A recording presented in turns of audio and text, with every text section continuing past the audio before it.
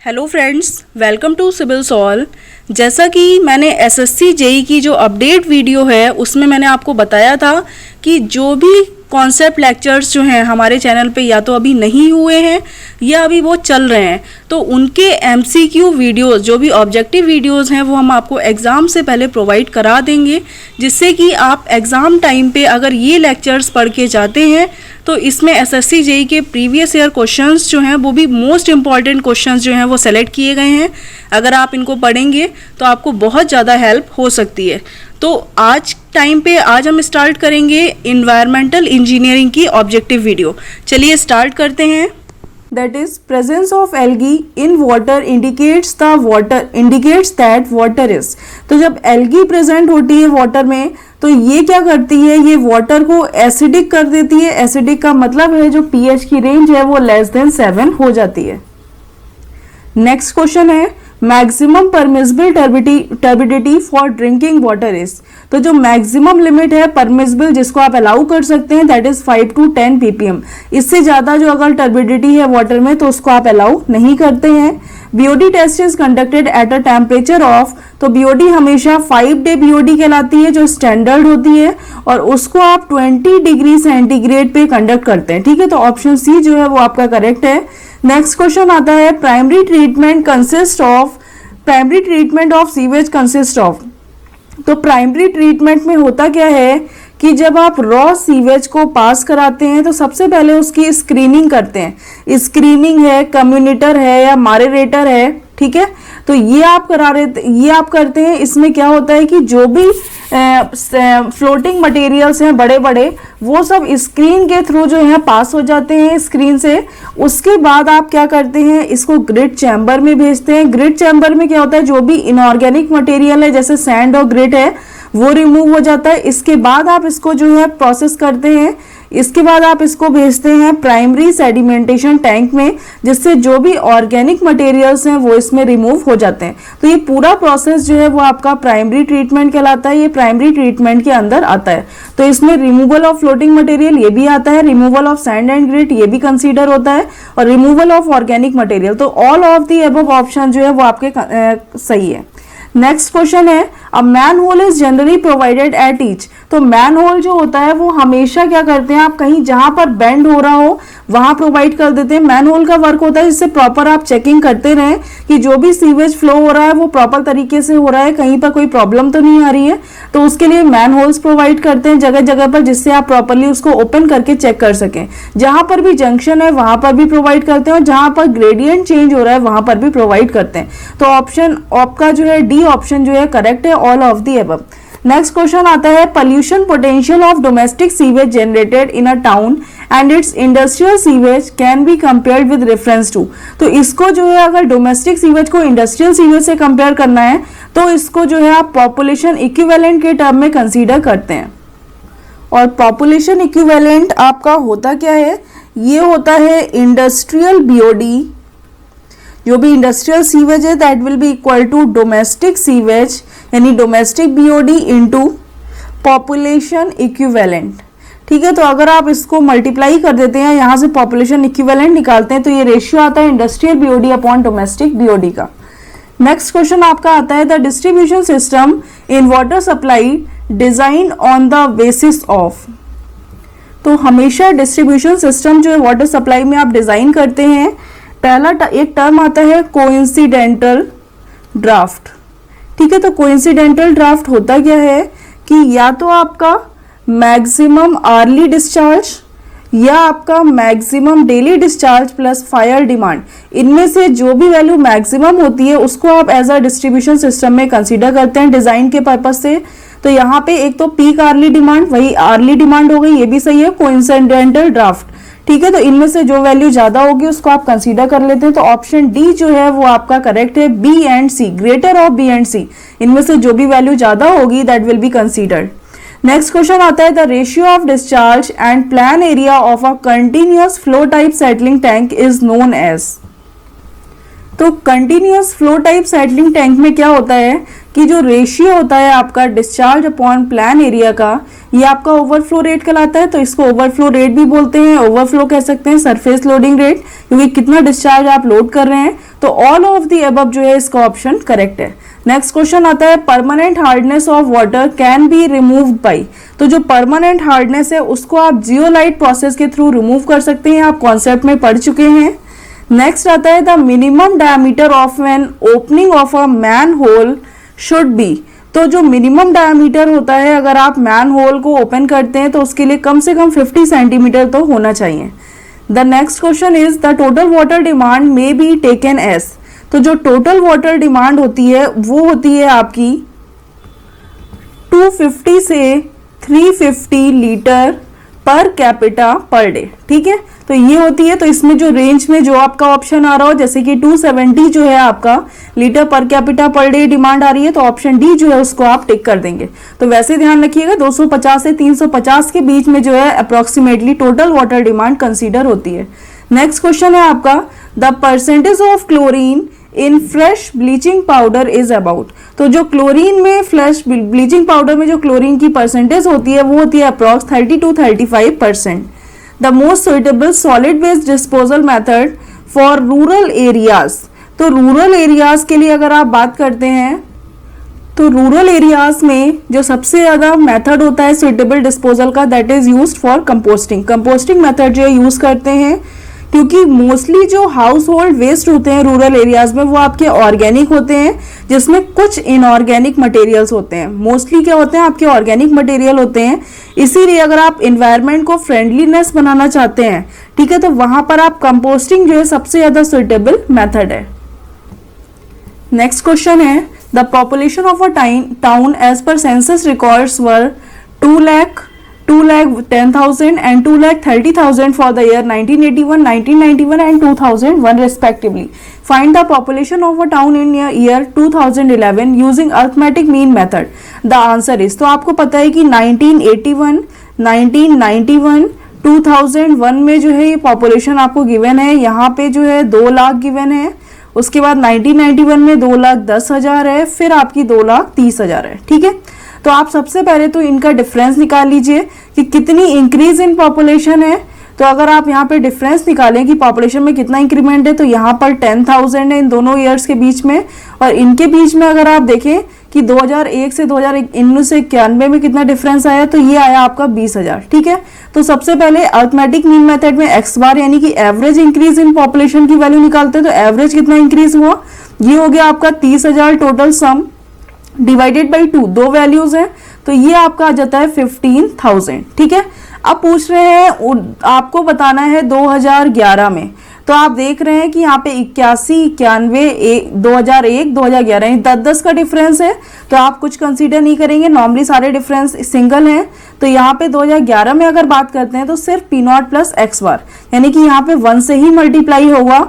ध्यान रखिएगा, अब जैसे ये 81, 82, 83 इस टाइप से चल रहा होता, फिर आपका अगर 10 साल बाद एग्जैक्टली पूछते तो आप यहाँ पे 10 से मल्टीप्लाई करते, अदरवाइज सिंपली 10 साल का डिफरेंस सब में आ रहा है, ठीक है। तो डायरेक्टली इसमें 10 साल के डिफरेंस पे पूछ रहे हैं, तो कोई भी वैल्यूज आपको ऐड करने की जरूरत नहीं है। P0 यानी कि लास्ट ईयर की जो ओवरऑल वैल्यू है पॉपुलेशन की, दैट इज 2,30,000 प्लस 15,000। तो अगर आप इसको ऐड करते हैं तो 2,45,000 जो है वो आपकी पॉपुलेशन आ जाती है 2011 में। तो ऑप्शन डी जो है वो आपका करेक्ट है। नेक्स्ट क्वेश्चन आता है water supply includes. Water supply का मतलब है कि उसको पहले कलेक्ट करें, ट्रांसपोर्ट करें और उसका वाटर का ट्रीटमेंट करें, ये भी ठीक है।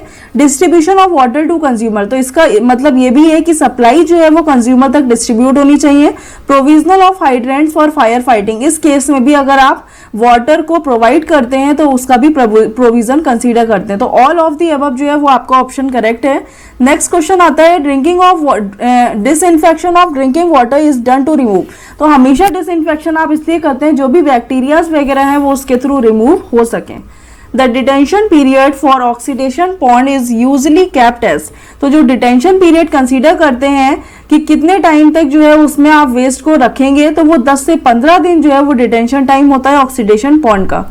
The population of a town as per census records were 2 lakh, 2,10,000, 2,30,000 for the year this. The population of the town as per geometric mean method से आपको बताना है in the year 2009. तो आपको पता है कि 2 लाख यहाँ पे हो गई, ठीक है, 1981 में, फिर 91 में, फिर 2001 में. तो यहाँ पे आपकी 2,10,000, फिर है आपकी 2,30,000. ठीक है, तो सबसे पहले आप क्या करेंगे, देखेंगे इंक्रीज इन पॉपुलेशन कितनी है. तो जो पॉपुलेशन इंक्रीज हो रही है वो है आपकी यहाँ पर फर्स्ट में आप देखते हैं तो यहाँ पर 10,000 इंक्रीज इन पॉपुलेशन है, यहाँ पर है आपकी 20,000. ठीक है, तो आप यहाँ पे देखेंगे कितनी ग्रोथ रेट हुई है, यानी ग्रोथ रेट कितनी है, तो आप देखेंगे 10,000 बढ़ गई 2 लाख में से. तो 10,000 अपॉन 2 लाख इंटू 100 करेंगे तो यहाँ पे आ जाएगा आपका ये 5%. और नेक्स्ट जो अगर आप निकालते हैं तो यहाँ पे अगर वैल्यू आएगी आपकी 20,000 डिवाइडेड बाई 2,10,000 इंटू 100, तो ये आपकी आ जाएगी 9.52%. इतनी ग्रोथ रेट है. तो टोटल आर की वैल्यू अगर आपको निकालनी है, दो वैल्यूज हैं तो इसका स्क्वायर रूट ले लीजिए. तो 5 इंटू 9.5. तो जब आप इसको सॉल्व करेंगे तो ये वैल्यू आपकी आ जाएगी 47.61 square root which is equal to 6.9. तो ग्रोथ रेट आपकी 6.9% आ गई. ठीक है, अब आपको सॉल्व करना है, पूछ रहे हैं 2009 में बताइए. तो 2009 में आप कैसे निकालेंगे, तो आपको पता है यहाँ पे 81 से 91 ये 10 का डिफरेंस है, और 91 से 2001 यानी कि 10 का डिफरेंस है. अगर आप यहाँ पे देखें कि ओवरऑल जो डिफरेंस एक में कितना डिफरेंस आएगा, टोटल 81 से 91 में 10 का आ रहे हैं कि 0.1 का डिफरेंस है. अगर एक वैल्यू एक ईयर आगे बढ़ेगा तो उसमें 0.1 की वैल्यू आप कंसीडर करेंगे. वही 2009 में है तो 0.9. तो यहाँ पे अगर आप टोटल पॉपुलेशन निकालते हैं तो इनिशियल पॉपुलेशन कितनी है, पी नॉट की वैल्यू जो 2,30,000 है, last value into 1 plus R यानी कि जो 6.9 upon 100 to the power n करते हैं तो कितना करेंगे 0.9. क्योंकि अगर 2001 के बाद 2011 होता तो डायरेक्टली आप 1 कंसीडर कर लेते. इसको जब सॉल्व करेंगे तो फर्स्ट आंसर जो है वो आपका करेक्ट आएगा. अप्रोक्सीमेट आंसर जो है कभी मिल जाते हैं तो फर्स्ट आंसर जो है वो आपका करेक्ट आंसर होगा. नेक्स्ट क्वेश्चन आता है, तो total water requirement of a city generally assessed on the basis of. तो जो टोटल वाटर रिक्वायरमेंट सिटी में होती है वो होती है, आपको पता है, कोइंसिडेंटल ड्राफ्ट या मैक्सिमम आर्ली डिमांड के बेसिस पर होगा, या maximum daily demand plus fire demand, ये आपका कोइंसिडेंटल ड्राफ्ट कहलाता है. तो इन दोनों में से जो भी वैल्यू मैक्सिमम होगी वो आप कंसीडर कर लेंगे. तो ऑप्शन डी जो है वो आपका करेक्ट है. Next question is the standard 5-day BOD at 20 degree centigrade when compare to ultimate BOD is about. तो जो अल्टीमेट BOD है उससे कंपेयर करते हैं तो स्टैंडर्ड BOD जो है वो अल्टीमेट BOD की 68% होती है. जैसे कि अगर आप BOD देखते हैं, BOD at any 5-day BOD that will be equal to L0 1 minus 10 to the power minus KD into T. तो जहां पर L0 जो है वो अल्टीमेट BOD होती है तो इसकी वैल्यू होती है 0.68 टाइम्स ऑफ L0. ठीक है, नेक्स्ट क्वेश्चन है, the global warming is caused mainly by. तो ग्लोबल वार्मिंग मेनली जो होती है नॉक्स की वजह से होती है. नाइट्रोजन के जो ऑक्साइड्स हैं इनसे ग्लोबल वार्मिंग क्रिएट होती है. The alum added as coagulant in water treatment functions better when the raw water is. तो जब आप एलम ऐड करते हैं एज एन कोगुलेंट तो ये तब आप यूज करते हैं जब रॉ वाटर आपका एल्कलाइन हो विद हाई टर्बिडिटी. तो उस केस में जो है आप एलम को यूज करते हैं. The safe water does not contain any. तो जो सेफ वाटर होगा वो आपका कोई भी किसी भी टाइप के उसमें पैथोजेंस नहीं होंगे. पैथोजेंस मतलब होता है कि जो आपके वो बैक्टीरिया जो डिजीज को कॉज करते हैं, जिनकी वजह से बीमारियां होती हैं, उन अगर सेफ वाटर है आपका तो उसमें कोई भी पैथोजेंस नहीं होंगे. नेक्स्ट आता है the self cleansing velocity of waste water flowing through sewer should be. तो जो सेल्फ क्लींजिंग वेलोसिटी होती है जिससे कि सीवेज जो है वो सीवर में इजीली फ्लो होता जाए, कहीं पर भी वो रुके ना, तो उसके लिए जो मिनिमम वेलोसिटी होती है वो मेंटेन की गई है 0.45 मीटर पर सेकेंड एट मिनिमम फ्लो. तो ऑप्शन बी जो है वो आपका करेक्ट है. नेक्स्ट क्वेश्चन आता है, if the average daily water consumption of a city is 24,000 cubic metre तो पीक आर्ली डिमांड और the maximum consumption day will be. तो आपने ये पढ़ा होगा कॉन्सेप्ट में कि जो मैक्सिमम डेली डिमांड होती है, ठीक है, वो होती है आपकी equal to 1.8 times of average daily demand या एवरेज डेली डिस्चार्ज के. अगर आप बात करते हैं मैक्सिमम आर्ली डिमांड की, यानी मैक्सिमम आर्ली डिस्चार्ज की अगर आप बात करें तो maximum hourly discharge equal to होता है आपका 1.5 times of average hourly discharge के। ठीक है, तो ये पॉइंट्स आपको क्वेश्चंस में, ऑब्जेक्टिव्स में भी आ जाते हैं, क्वेश्चन टाइप में भी आ जाते हैं, आपको पता होना चाहिए। और 1.5 times of average hourly discharge को आप कंसीडर कर सकते हैं, ये आपका होता है average hourly discharge of maximum day. ठीक है, जो मैक्सिमम डे का एवरेज आर्ली डिस्चार्ज होगा वो आप कंसीडर करेंगे, और इसका ये इक्वल होता है आपका maximum daily discharge divided by 24 अगर आप कर दें तो ये average hourly discharge of maximum day के इक्वल होगा। तो 1.5 times of maximum daily discharge, ऊपर आपने पढ़ा है 1.8 times of average daily discharge, ठीक है, डिवाइडेड बाई 24। तो जब आप इसको सॉल्व करते हैं तो ये आ जाता है 2.7 types of average daily discharge. तो अगर आप आर्ली डिस्चार्ज निकाल रहे हैं, मैक्सिमम आर्ली डिस्चार्ज या पीक आर्ली डिमांड, तो ये होता है 2.7 times of average hourly discharge के। ठीक है, अब यहाँ पे आप देखिए कि ओवरऑल क्या दिया हुआ है, ये है आपका एवरेज आर्ली डिस्चार्ज।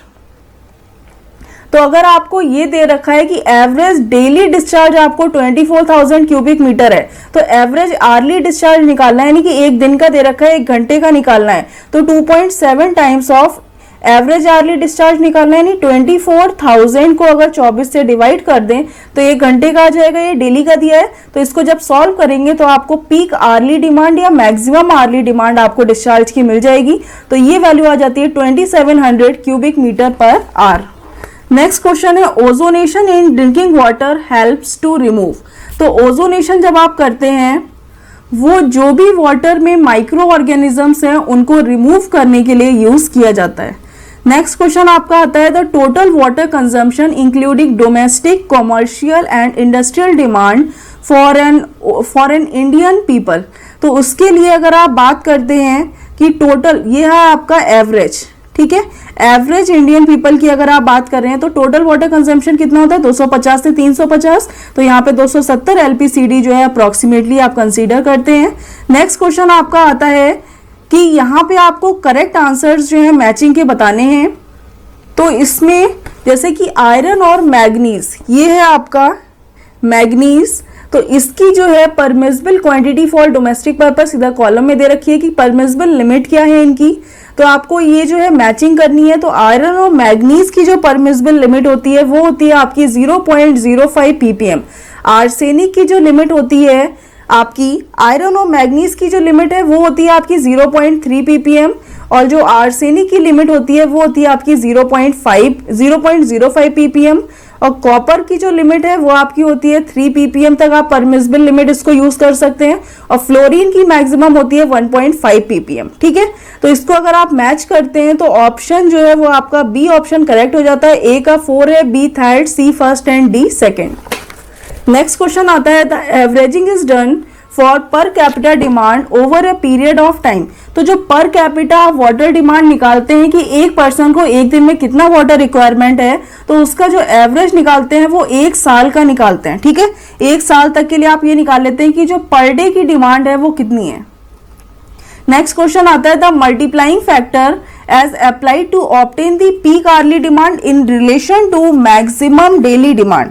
तो आपको यहाँ पर ये बताना है कि कौन सा मल्टीप्लाइंग फैक्टर निकालेंगे अगर आपको पीक आर्ली डिमांड निकालनी है in relation to maximum daily demand. तो जो मैक्सिमम डेली डिमांड होती है वो आपकी होती है, तो यहाँ पे ये देख लीजिए कि जो मैक्सिमम डेली डिमांड की अगर आप बात करें तो ये होती है 2 times of average daily demand. ठीक है, और वही अगर आप बात करते हैं मैक्सिमम आर्ली डिमांड की तो ये होती है 1.5 times of maximum daily demand के, और वही अगर एवरेज डेली डिमांड के टर्म में कंसीडर करना है तो आपको पता है maximum daily demand 2 times of जो है एवरेज डेली डिमांड के होता है, तो ये हो जाता है 3 times of average daily demand. आप पूछ रहे हैं कि पीक आर्ली डिमांड यानी maximum hourly demand maximum daily demand के टर्म में बतानी है, तो ये रिलेशन आपको बताना है। तो मल्टीप्लाइंग फैक्टर क्या यूज करते हैं, यहाँ पे मल्टीप्लाइंग फैक्टर 1.5 यूज करते हैं।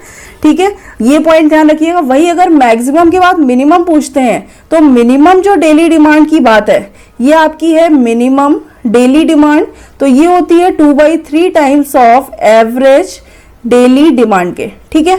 वही अगर आप मिनिमम आर्ली डिमांड की बात कर रहे हैं, मिनिमम आर्ली डिमांड होती है हाफ टाइम यानी 0.5 times of minimum daily demand के, और ये होता है मिनिमम डेली डिमांड आपको पता है 2/3 times of average daily demand के। तो इसको जब आप सॉल्व करेंगे तो ये आ जाएगा 1.3 times of average daily demand, यानी मिनिमम आर्ली डिमांड अगर आपको निकालनी है तो ये होगी 1/3 ऑफ एवरेज डेली डिमांड के। तो ये आपको रेशियो पता होना चाहिए, जिससे अगर ऑप्शंस आता है तो डायरेक्टली आप बता सकते हैं। नेक्स्ट क्वेश्चन है आपका, ground water is generally free from. तो जो ग्राउंड वाटर है ये जनरली सस्पेंडेड इंप्योरिटीज जो होती हैं उनसे फ्री होता है, ठीक है। उसके बाद जो डिजॉल्व्ड इंप्योरिटीज हैं वो उसमें थोड़ी बहुत प्रेजेंट रहती हैं, बट जनरली ग्राउंड वाटर में सस्पेंडेड इंप्योरिटीज प्रेजेंट नहीं होती, क्योंकि ये ग्राउंड में है। अगर वही रिवर की बात करें तो वहां पे सस्पेंशन में जो तैरने वाली इंप्योरिटीज हैं वो प्रेजेंट हो सकती हैं, बट अंदर काफी अंदर के वाटर है तो वहां पर सस्पेंडेड इंप्योरिटीज आपको नहीं मिलती। नेक्स्ट आता है, metal if present in water causes poisoning. तो जो मैटर पॉइजनिंग कॉजेस करते हैं वो मरकरी भी है आपका, लेड भी होता है, आर्सेनिक। सारे मेथड्स जो हैं, ऑल ऑफ द अबव जो मेटल्स हैं वो सारे water present in water causes poisoning, यानी वाटर में अगर प्रेजेंट है तो वो पॉइजनिंग को कॉज करते हैं।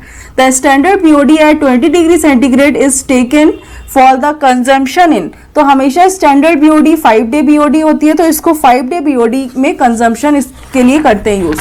When the mode of measurement of turbidity is the adsorption of light, the measuring apparatus is called.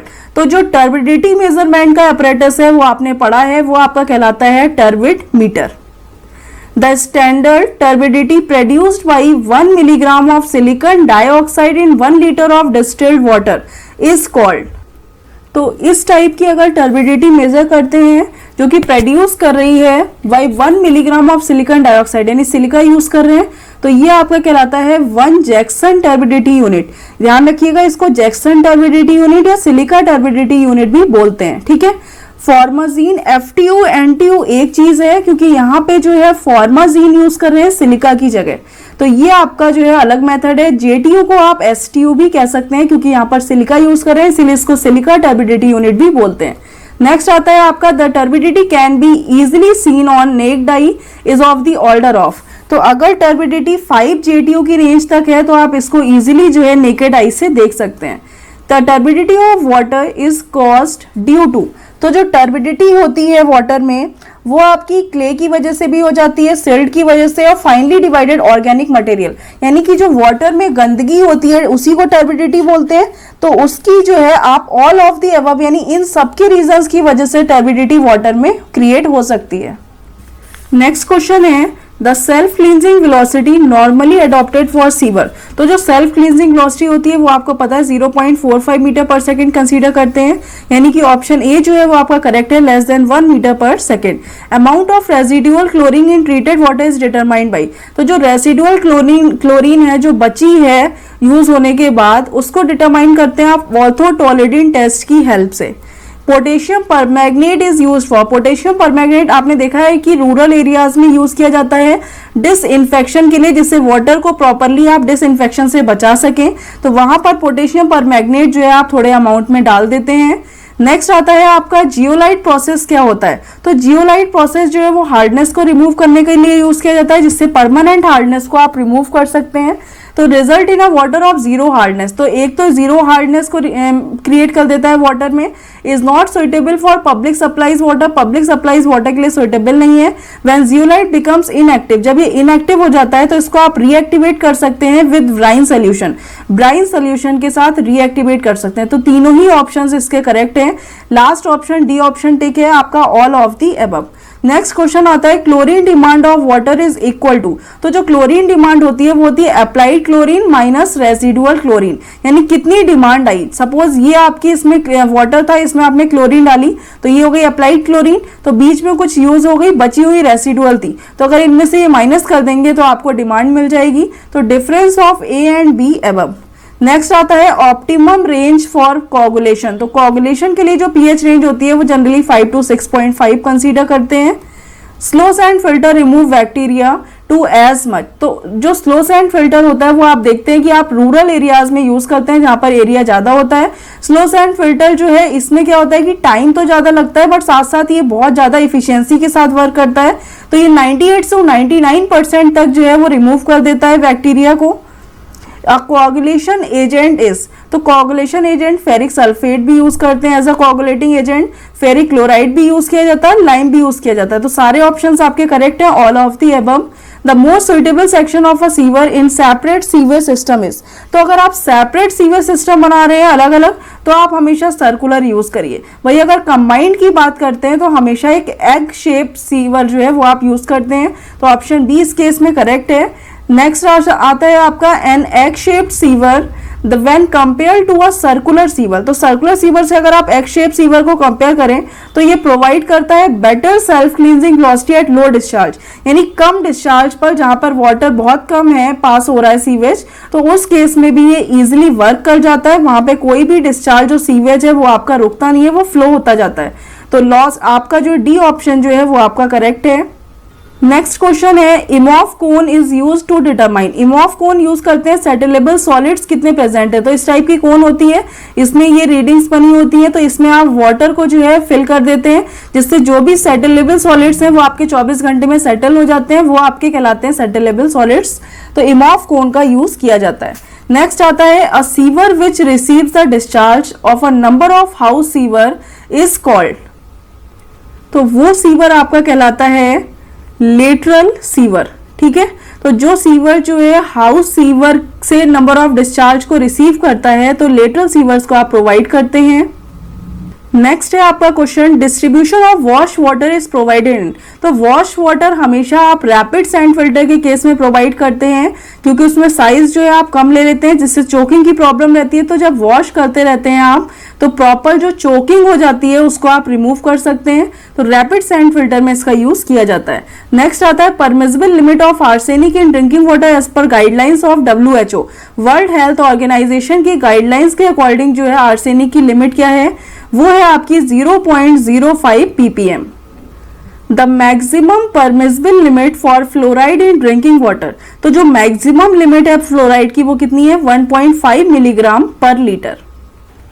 ये जो क्वेश्चन था आपका the global warming is caused mainly by. तो ग्लोबल वार्मिंग जो है वो आपकी नॉक्स की वजह से नहीं, कार्बन डाइऑक्साइड की वजह से होती है, ठीक है। तो यहाँ पर ऑप्शन आपका सी करेक्ट है। नेक्स्ट क्वेश्चन है आपका which of the following gases is responsible for acid rain. कौन सी गैसेज जो है एसिड रेन के लिए रिस्पॉन्सिबल हैं। तो ये है आपकी जो नाइट्रोजन ऑक्साइड्स हैं ये आपके एसिड रेन के लिए रिस्पॉन्सिबल होते हैं। नेक्स्ट है the ratio between peak hourly water demand and maximum daily demand. तो इस केस में जो रेशियो होगा आपका peak hourly demand to maximum daily demand के केस में ये होता है आपका 1.5 टाइम्स। तो यहाँ पर जो ऑप्शन है आपका वो आपका ए ऑप्शन करेक्ट है। नेक्स्ट क्वेश्चन आता है a water having pH equal to 9 will have hydroxyl ion concentration, यानी OH नेगेटिव कंसंट्रेशन आपसे पूछ रहे हैं। तो आपको पता है pH प्लस POH, तो इन दोनों का ओवरऑल सम जो है 14 होता है। pH की वैल्यू 9 दे रखी है तो यहाँ से आप POH की वैल्यू निकाल सकते हैं। POH इक्वल टू आपका आ जाएगा 5। अब आपको OH नेगेटिव की वैल्यू चाहिए तो ये फॉर्मूला होता है POH equal to -log-10 OH negative, ठीक है। तो यहाँ पे आपको OH की वैल्यू चाहिए तो अगर log हटाएंगे तो ये वैल्यू आ जाएगी 10 to the power minus POH which is equal to OH negative. तो यहाँ पे OH नेगेटिव की वैल्यू आपकी आ जाएगी 10 टू द पावर -5। तो ऑप्शन जो है वो आपका बी ऑप्शन करेक्ट है। नेक्स्ट क्वेश्चन है आपका for a water sample having a total hardness of 200 milligram पर लीटर। टोटल हार्डनेस आपको 200 mg पर लीटर दी है एज कैल्शियम कार्बोनेट के टर्म में। एल्केलिनिटी जो है वो आपकी गिवन है 250 मिलीग्राम पर litre in terms of calcium carbonate. Carbonate hardness और नॉन कार्बोनेट हार्डनेस आपको बतानी है। तो आपको ये फॉर्मूला पता है कि टोटल हार्डनेस और एल्केलिनिटी में जो भी वैल्यू मिनिमम होती है वो आपकी कार्बोनेट हार्डनेस होती है। तो इसमें से कौन सी वैल्यू मिनिमम है, 200 कम है 250 से, तो total hardness which is equal to carbonate hardness. और आपको पता है टोटल हार्डनेस है कितनी, तो यहाँ से कार्बोनेट हार्डनेस की वैल्यू आ जाएगी 200 mg per litre. Total hardness equal to होता है carbonate hardness plus non carbonate hardness. तो आपको टोटल हार्डनेस जब कार्बोनेट हार्डनेस से इक्वल है तो नॉन कार्बोनेट हार्डनेस इस केस में क्या होगी, 0। ठीक है, तो ऑप्शन आपका जो करेक्ट होगा वो होगा आपका 200 एंड 0। ध्यान रखिएगा रिस्पेक्टिवली बताना है, पहले कार्बोनेट हार्डनेस की वैल्यू फिर आपको नॉन कार्बोनेट हार्डनेस की वैल्यू बतानी है। नेक्स्ट क्वेश्चन है for satisfactory working of a sludge digestion unit. तो जो पीएच रेंज होती है डाइजेस्टर स्लज की वो होती है 6.5 से 8 की रेंज के बीच में। The period of sludge digestion normally, जो स्लज को डाइजेस्ट करने का पीरियड है तो वो नॉर्मली कंसीडर आप करते हैं 1 month. The detention period of oxidation point is generally kept, तो ये आपको पता है 10 to 15 डेज के बीच में होता है। नेक्स्ट है in a grid chamber in a sewage treatment plant. तो ग्रिड चैम्बर की अगर आप बात करते हैं तो फ्लो वेलोसिटी 0.15 से 0.3 मीटर पर सेकेंड होती है। ग्रिड चैम्बर के जो भी आपके पैरामीटर्स हैं वो ध्यान में रखिएगा। डेप्थ जो है डिजाइन ऑप्शन से ये 0.9 से 1.2 मीटर इस कैप्ट होती है। डिटेंशन टाइम 1 मिनट होता है। तो ये ओवरऑल जो है आपका सारे ऑप्शंस जो है इसमें करेक्ट हैं, क्योंकि जितने भी डिटेंशन ग्रिड चैम्बर के डिजाइन पैरामीटर्स हैं ये सब ओवरऑल करेक्ट है। तो ऑप्शन डी जो है वो आप टिक कर देंगे। नेक्स्ट क्वेश्चन है सरफेस लोडिंग और overflow rate of a coagulation sedimentation tank में वेरी। तो इसमें जो सरफेस लोडिंग या ओवरफ्लो रेट होता है वो वेरी करता है 1000 से 1200 लीटर पर मीटर स्क्वायर पर आवर में। ठीक है, चेक वाल्व्स आर यूज्ड। तो जो चेक वाल्व्स लगाते हैं ये चेक करने के लिए कि जो वाटर का बैक फ्लो तो नहीं हो रहा, तो to prevent the back flow of water के लिए आप चेक वाल्व्स का यूज करते हैं। The value that allow water to flow in one direction, तो आप कौन सा वाल्व यूज करते हैं जिससे सिर्फ एक ही डायरेक्शन में फ्लो हो सके। तो ये आपने पढ़ा है कि रिफ्लक्स वाल्व जो होता है सिर्फ एक डायरेक्शन में फ्लो हो उसके लिए यूज किया जाता है। दूसरी डायरेक्शन से अगर वाटर आता है तो ये क्या करता है, उसको रोक देता है। नेक्स्ट क्वेश्चन है पिकअप दी इनकरेक्ट स्टेटमेंट। तो फर्स्ट पॉइंट है sluice valves are provided to allow flow of water only in one direction preventing backflow। तो सिर्फ एक डायरेक्शन में वाटर को अलाउ करने के लिए प्रिवेंटिंग बैकफ्लो, जिससे बैकफ्लो ना हो सके, तो उसके लिए आप रिफ्लेक्स वाल्व यूज करते हैं, स्लुइस वाल्व का यूज नहीं करते। तो ये आपका इनकरेक्ट स्टेटमेंट है। एयर वाल्व्स को प्रोवाइड किया जाता है समिट पर टॉप पर पाइपलाइन के, जिससे कि वो एडमिट कर सके या रिलीज कर सके एयर को। स्काउर वाल्व प्रोवाइड करते हैं लो पॉइंट पे टू एम्प्टी या पाइपलाइन को एम्प्टी करने के लिए। गेट वाल्व प्रोवाइड करते हैं कि फ्लो को रेगुलेट करने के लिए। तो ये ऑप्शंस करेक्ट है, फर्स्ट ऑप्शन जो है वो आपका रॉन्ग है। नेक्स्ट क्वेश्चन है for fishes to live and reproduce normally the amount of dissolved oxygen present. तो फिशेस को सर्वाइव करने के लिए 4 मिलीग्राम पर लीटर की ऑक्सीजन जो है वो रिक्वायर्ड होती है। तो ऑप्शन जो है ए ऑप्शन आपका करेक्ट है। नेक्स्ट क्वेश्चन आता है total solids in water are due to presence of. तो जो टोटल सॉलिड्स होते हैं वो आपके सस्पेंडेड और डिजॉल्व्ड सॉलिड्स से मिलकर बने होते हैं। तो ऑप्शन सी जो है वो आपका करेक्ट है।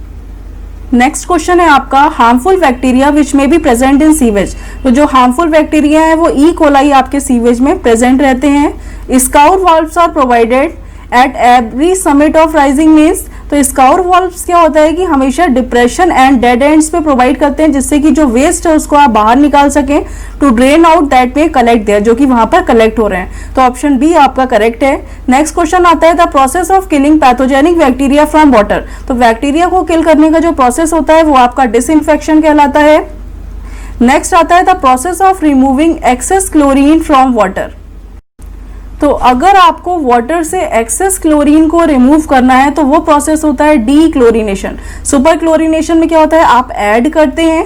पोस्ट क्लोरीनेशन होता है कि मतलब पहले प्री क्लोरीनेशन कर चुके हैं, उसके बाद दोबारा क्लोरीनेशन कर रहे हैं आप फिल्ट्रेशन के बाद, तो वो पोस्ट क्लोरीनेशन कहलाता है। प्लेन क्लोरीनेशन नॉर्मल कंडीशन में आप यूज कर सकते हैं। तो डी क्लोरीनेशन वो एक ऐसा प्रोसेस है जिसमें आपको एक्सेस क्लोरीन को रिमूव करना है, तो आप उसको अडॉप्ट करते हैं। नेक्स्ट आता है विच filter is most suitable in rural areas. तो रूरल एरियाज में आप स्लो सैंड फिल्टर को यूज करते हैं। इसमें 98 to 99% जो है कि बैक्टीरिया को रिमूव कर देता है। Which one of the following sequences is the most suitable for treating raw water surface to make it suitable for drinking purpose. तो सबसे पहले तो स्क्रीनिंग करते हैं, जिससे कि जो भी एक्स्ट्रा जो बाहर के मैटर हैं जो आपके सस्पेंशन में हैं वो रिमूव हो जाते हैं। फिर सेडिमेंटेशन करते हैं ऑर्गेनिक मैटर को रिमूव करने के लिए, फिर फिल्ट्रेशन कर देते हैं। लास्ट में आप इसको क्या करते हैं, डिसइंफेक्शन करते हैं, जो भी बैक्टीरिया है उसको आप रिमूव कर देते हैं। Next question is the presence of hydrogen sulphide in water. तो अगर हाइड्रोजन सल्फाइड वाटर में प्रेजेंट है तो ये कॉज करती है acidity. The odour of water can be determined by, तो वाटर में अगर ओडर है तो उसको आप ऑस्मोस्कोप की हेल्प से जो है वो डिटरमाइन करते हैं। The valve which protect the water meter from the damages of water hammer. तो वाटर हैमर के डैमेजेस से कौन सा वॉल्व आप यूज करते हैं जिससे कि उसको प्रोटेक्ट कर सके, तो वो वॉल्व होता है आपका रिफ्लक्स वॉल्व। रिफ्लक्स वॉल्व जो है सिर्फ एक डायरेक्शन में फ्लो को कंटिन्यू करता है, अब अपोजिट डायरेक्शन यानी बैक वाटर जो है वो आपका वापस नहीं आता है इसमें। Air valves is a distribution are provided at, तो ये हमेशा प्रोवाइड करते हैं आप समिट पॉइंट्स पे वाटर मेन्स के, जिससे कि जो भी एयर है अगर आपको रिलीज करनी है, एंटर करनी है, तो आप इसकी हेल्प से कर सकते हैं। The relation between theoretical oxygen demand, chemical oxygen demand और केमिकल ऑक्सीजन डिमांड में, तो सबसे पहले आपको पता है जो थ्योरेटिकली ऑक्सीजन डिमांड आप कैलकुलेट करते हैं वो एक टाइप की आपकी केमिकल ऑक्सीजन डिमांड ही होती है, बट उसमें जो है आप थ्योरेटिकली कैलकुलेट कर रहे हैं तो ये सबसे ज्यादा मैक्सिमम वैल्यू देती है। इसके बाद केमिकल ऑक्सीजन डिमांड होती है, क्योंकि इसमें बायोडिग्रेडेबल और नॉन बायोडिग्रेडेबल दोनों ही ऑर्गेनिक मैटर को रिक्वायर्ड करने के लिए ऑक्सीजन रिक्वायरमेंट होती है। इसके बाद लास्ट में होता है बीओडी, क्योंकि बीओडी में सिर्फ बायोडिग्रेडेबल ऑर्गेनिक मैटर को ही रिमूव करने के लिए ऑक्सीजन की रिक्वायरमेंट होती है। तो ऑप्शन बी जो है वो आपका करेक्ट है। नेक्स्ट क्वेश्चन आता है the amount of oxygen consumed by the aerobic bacterias which causes the aerobic biological composition. तो अगर वो एरोबिक बायोलॉजिकल डिकम्पोजिशन सीवेज का कर रहे हैं तो वो आपकी कहलाती है बायोकेमिकल ऑक्सीजन डिमांड यानी बीओडी, ठीक है। अब वही अगर एरोबिक जो है बायोडिग्रेडेबल और नॉन बायोडिग्रेडेबल दोनों ही अगर उनको डिकम्पोज कर रहे हैं तो वो आप केमिकल ऑक्सीजन डिमांड का यूज वहां पर करते हैं। The pipe which is use to carry the discharge from sanitary fittings like kitchen etcetera, तो उसके लिए जो पाइप यूज करते हैं वो आपका वेस्ट पाइप होता है। The pH value of fresh water sewage is usually, तो जो पीएच वैल्यू होती है वो आपकी फ्रेश वाटर सीवेज की मोर देन 7 होती है। जो लाइट जो है आपका एल्कलाइन होता है। सेप्टिक टैंक इज जो सेप्टिक टैंक होता है वो एक आपका सेटलिंग टैंक भी होता है और डाइजेशन टैंक भी होता है, ठीक है। इसमें सेटल भी हो रहा है साथ ही साथ डाइजेस्ट भी हो रहा है। तो ऑप्शन ए और बी जो है दोनों, सी ऑप्शन आपका करेक्ट है।